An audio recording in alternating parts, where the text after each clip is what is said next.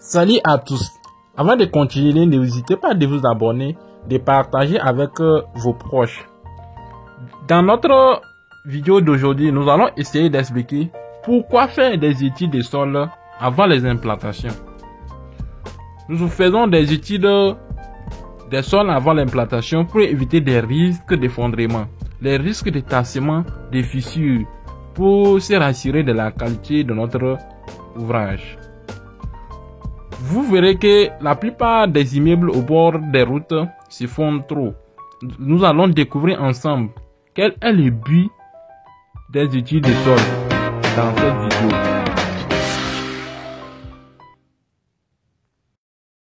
Un bon sol pour une bonne construction. Vous rêvez d'avoir une belle habitation pour votre famille, dans laquelle chacun se sente bien dans son espace de vie. Vous avez donc acheté un terrain et décidé de faire construire cette maison idéale. Mais prenez garde. Votre rêve pourrait se transformer en cauchemar si la construction ne tient pas compte des risques du terrain. Une mauvaise conception des fondations entraîne des fissures dans les murs, des carrelages gondolés, des fenêtres qui ne ferment plus. Ces sinistres engendrent des travaux de réparation plus ou moins importants, pouvant aller jusqu'à la reprise des fondations, rendant parfois votre maison inhabitable sur une longue période. Les principaux risques sont des sols argileux qui gonflent en présence d'humidité et se rétractent en cas de sécheresse, des sols de mauvaise qualité, différentes natures de sols au niveau de la maison,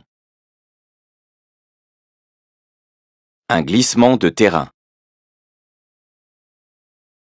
la présence d'eau dans le sol, une zone inondable, voire sismique. Une mauvaise connaissance des sols au niveau de la construction en est la principale cause. Pour éviter les sinistres et avant de signer le projet de construction, il est donc indispensable de faire réaliser une étude de sol, dite aussi étude géotechnique, sur le lieu de votre future maison. Réalisée par un géotechnicien dûment assuré qui va effectuer des sondages du sol, faire réaliser des tests en laboratoire et vous envoyer un rapport. Ce rapport doit être transmis aux professionnels de votre construction, qui doit en tenir compte pour la réalisation des fondations et également dans son devis. Car, à ce stade, il existe des solutions pour adapter le projet de construction ou le modifier. N'oubliez pas, une mauvaise connaissance des sols et des terrains peuvent générer des dommages dont la réparation engendre des coûts importants. C'est votre projet qui doit s'adapter au terrain choisi, car votre terrain ne s'adaptera pas au projet. Alors, dès que vous avez choisi votre terrain, pour profiter de votre maison en toute tranquillité, pensez à faire réaliser une étude de sol. Qu'est-ce que l'étude de sol dans la suite? Quels sont les différents types d'études de sol que nous devons savoir? Dans la vidéo avec notre professeur, vous aurez des explications inattendues. Merci. Bonjour et bienvenue sur le blog conseil-construction.fr. Je vous propose en une minute de découvrir ce qu'on appelle l'étude de sol avant construction. Certains types de sols, particulièrement instables, constituent des facteurs de prédisposition aux fissures dans les maisons. C'est le cas par exemple des terrains contenant des minéraux argileux qui sont susceptibles de varier en fonction de leur teneur en eau. L'étude de sol permet de prendre en compte les risques naturels et notamment la présence d'argile gonflante. Elle détaille également les caractéristiques et la composition d'un terrain. Enfin, elle apporte des préconisations sur la nature des fondations et de la structure du bâtiment. L'étude de sol n'est pas obligatoire, mais elle est fortement conseillée avant tout projet de construction. Elle se réalise en plusieurs étapes. Il peut s'agir d'essais sur site pour vérifier la résistance et la portance du sol. Par exemple, grâce à un pénétromètre dynamique, on observe la résistance du sol par rapport à l'enfoncement d'une tige métallique. D'autres essais sont effectués en laboratoire sur la base d'échantillons prélevés du sol. L'odomètre est par exemple un essai visant à soumettre un échantillon intact du sol à plusieurs cycles d'assèchement et de réhydratation. Si nous ne faisons pas des études comme ça, quels sont les inconvénients? Exemple des tassements. Nous avons des tassements différentiels, des tassements généraux.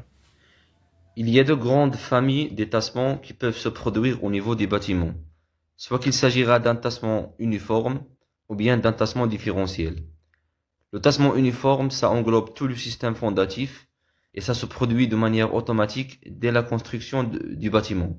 C'est-à-dire la descente de charge, il va pousser le bâtiment à descendre dans le sol d'assises, mais en fait ça englobe toutes les fondations de ce bâtiment et ça ne risque pas à diminuer la stabilité de ce dernier. Alors que pour le tassement différentiel, ça veut dire que le bâtiment est construit sur deux ou bien plusieurs sols qui sont différents, c'est-à-dire il y a un sol qui peut être plus tassant que les autres sols sur lesquels le bâtiment est construit, et du coup, on peut avoir une certaine inclinaison de ce bâtiment. Ça peut diminuer l'aspect visuel, mais aussi l'aspect de stabilité de ce dernier. À part cet tassement, nous avons des effondrements. Des effondrements, des fissures. Exemple, l'effondrement, vous allez voir ici, il y a eu de l'effondrement. Je crois bien que c'est au Togo. Au Togo, précisément, je crois, Lomé vers Sagbado. L'immeuble qui s'est effondré.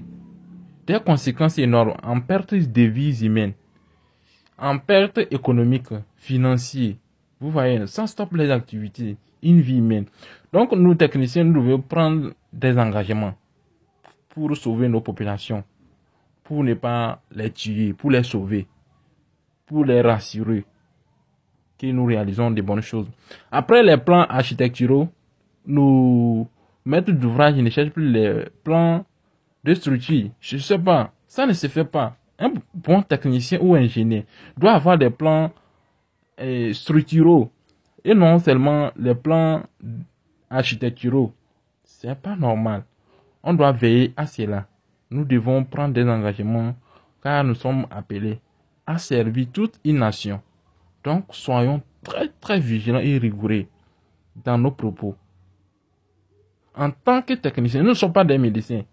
Si un médecin, je l'ai dit l'autre fois, si un médecin veut faire une petite erreur, il peut ôter qu'une seule vie. Mais nous, exemple, ici, vous voyez les corps, ils transportent les corps. Les corps, c'est pas un corps, hein, des corps. Donc, il y a des pertes en vie humaine que nous engageons. Donc, veillons faire attention à cela. Quels sont alors, comment calculer les différents types d'étancement? Quels sont les différents types d'étancement à calculer? Comment vérifier nos fondations? Les radiers, les semelles, les puits et les pieds. Donc, nous devons être les dimensionnements. Nous devons être rigoureux au niveau des fondations. Nous devons faire de bonnes fondations. Des réalisations des fondations. Il y a des fondations superficielles, artificielles, semi-profondes, profondes. Nous devons veiller à cela. Comment calculer les tassements? Donc, dans un premier temps, il faut bien souligner qu'il s'agit de deux grandes méthodes pour le calcul des tassements des bâtiments. Donc, nous avons la méthode odométrique, ou bien la méthode basée sur l'essai odomètre, et nous avons la méthode pressiométrique basée sur l'essai pressiomètre. Donc, la première méthode, elle est réalisée en laboratoire, alors que la deuxième méthode, ça nécessite un forage réalisé in situ ou bien sur chantier. Donc pour cette vidéo, on ne va s'intéresser qu'à la méthode odométrique ou bien la méthode réalisée en laboratoire. Donc le mode opératoire de cet essai, ça nécessite d'insérer un échantillon de sol saturé en eau dans un appareil appelé l'odomètre, lequel bien sûr, cet échantillon, il va bien sûr subir des efforts exercés de manière verticale, tout en expulsant l'eau que contient ce sol. Et bien sûr, on va bien sûr répéter l'essai de manière inverse, c'est-à-dire expulser et introduire de l'eau au niveau de cet échantillon afin de savoir une idée sur sa compressibilité et sur son aptitude à se gonfler. Donc, en fait, les appareils modernes, ils contiennent des écrans qui vont afficher de telles courbes, c'est-à-dire la courbe d'avancement de cet essai. Les courbes odométriques, ils sont en général de cette forme et on doit récolter, ou bien on doit noter trois paramètres très importants pour le calcul des tassements. Nous avons dans un premier temps le CC qui est l'indice de compression, il est sans dimension bien sûr, et nous avons l'indice de gonflement qui est CS, il est aussi sans dimension. Et nous avons la contrainte de préconsolidation. Elle est notée sigma prime P. Il correspond à la plus forte contrainte à laquelle est soumis le sol dans sa vie. Donc, une fois nous avons calculé ces trois paramètres, la formule du calcul des tassements elle est comme suit. Il ne reste qu'à insérer ces trois paramètres ici afin de savoir la valeur exacte des tassements. Donc la formule elle est égale à S. S c'est la note. C'est comme ça qu'on note le tassement. H0 sur 1 plus E0. Le H0 c'est la hauteur initiale de l'essai et E0 c'est la déformation initiale. Il y a en fait deux paramètres qui s'ajoutent ici qui sont le log sigma prime V0 et le log sigma prime VF. Le V0 c'est initial et le F ça réfère à la contrainte finale. Donc en fait cette courbe elle est logarithmique, elle est donnée à l'échelle logarithmique. Ces paramètres parfois ils sont donnés directement par l'appareil s'il est bien automatisé. Et du coup, on peut bien sûr savoir la mesure ou bien la valeur exacte des tassements.